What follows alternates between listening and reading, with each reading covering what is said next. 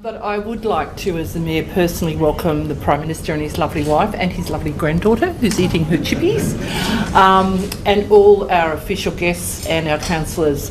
It was very important to us to have this reception today because the Prime Minister and his party and his obviously lovely wife is always welcome in Liverpool, because we are very much a part of that community because we have a large community living here. And we'd like to thank the Prime Minister and his partner, his wife, for spending some time with us today, because I know while he will have some time off, it is a busy schedule. And tomorrow will be a very big day, and we do look forward to it.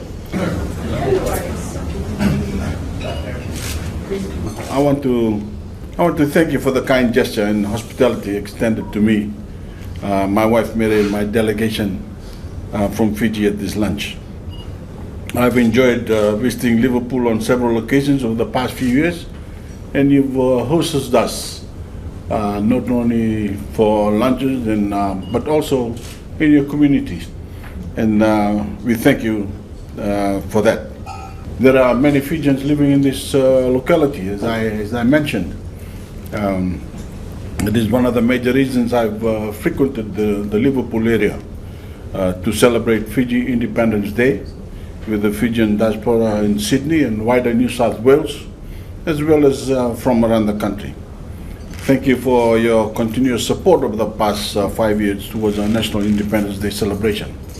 We certainly look forward to the Liverpool City Council support to similar events in the future, and the next year in particular, when Fiji will celebrate its 50th independence anniversary. We hope to make it a big bang. Fijians who live here in Liverpool and Sydney have made significant contributions to our national development. One objective of my visit each year is to thank them, but also encourage them to do more. Indeed, Fiji has a lot to benefit and learn from the extensive growth and development that have taken place in the Liverpool area. Your infrastructure development is commendable, and I believe that partnership in this sector and other areas would be useful to us. Perhaps in my next visit to New South Wales, I hope to see the progress of the second Sydney airport at Voreqe Creek. Thank you very much, and God bless you all.